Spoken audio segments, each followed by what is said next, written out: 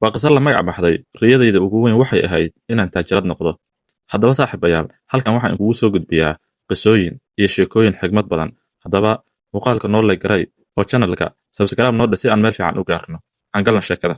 Waxaan ahaa gabar aan waxba baran, qoys danyar ah ka soo jeeda. Aabbahay xamaali ayuu ahaa, hooyadayna xaafadaha ayay dharka u soo dhaqi jirtay. Carruurteenna mid waxbarasho la geeyey kuma jiro, kaliya si quraan ayaan ka soo wada baxnay. Waxaan soo gaaray da'da 15. Gabar inan ah ayaan noqday. Waxaan mar walba riyadayda ugu weyn ahayd ilaa yaraantaydii inaan noqdo gabar lacag leh oo shaqaysata waxna barata. Laakiin waxbarasho calaf uma yeelan, saasay tahana kama tanaasulin riyadayda. Mar walba oo aan faamilka sheekaysanayno, sheekadayda waxaa ka mid ahayd aniga markaan noqdo gabar taajirad ah, sidaas ayaan idiin samayn doonaa. Haddaan soo jeedo iyo haddaan hurdo, isku si ayaan ugu riyoon jiray. Waxaan sidii ahaadaba deriska iyo qaraabada xitaa way i barteen. Gabadhii taajiradda ayay walaalahay iigu naynaasi jireen. Waxaa dhacday maalin maalmaha ka mid ah ayaa hooyaday i tiri, shaqo ayaan kuu soo helay, nadaafad guri ah. Waayahay ayaan idhi, sidii ayaan reerkii la igu geeyey. Nasiib wanaag waxaa igu soo aaday reer wanaagsan oo ka kooban ilaa 5 qofood, aadna ii ixtiraama markaan u shaqaynayo.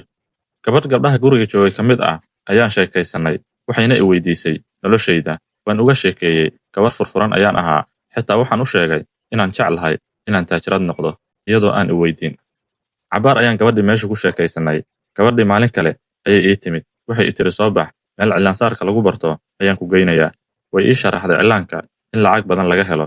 Rajo weyn ayaa i gashay, qof maskax furanna waan ahaa. 1 sano ayaan ku bartay cilaankii iyo make-upka oo macallimad ku noqday nooc walba. Reerkii waxay i siiyeen irid bannaanka gurigooda ah si aan ugu shaqaysto. Marka ay meesha ii kala kacdana kira iiga qaataan, haddana farii aan ku shaqaysto. Waan farxay, hawsha gurigana waan qabtaa, waana shaqaysan jiray. Ilaahay mahadiis, meeshii ayaa ii kala kacday. Xaafadihii ayaa layga bartay. 2 sano gudahood ayaan 2 saaloon yeeshay. Waxaan sidii u dadaalaba saaloon weyn ayaan ka furtay magaalada. Hooyaday iyo aabbahay anaa biiri jiray reerka dhan. Dukaamo ayaan furtay, walaalahay ayaan ka shaqaalaysiiyey. Ana dhankaas iyo saaloonka ayaan u sii jeestay. Waa aniga hal mar gabar lacag la isku bedelay. Guri villa ah ayaan dejiyey reerkayga. Markii dambe boosas ayaan caylasha ka iibsaday. Way ii kala kacday alxamdulillaah.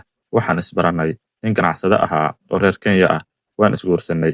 Gabar loo shaqeeyo ayaan noqday oo intaasoo saaloon iyo dukaamo leh. Marka alxamdulillaah, Ilaahay ayaan u mahad celiyaa. Mar walba sidoo kale gabadhii i caawisay iyo reerkeedana waan isxariirinaa. Amaal ayaan u hayaa.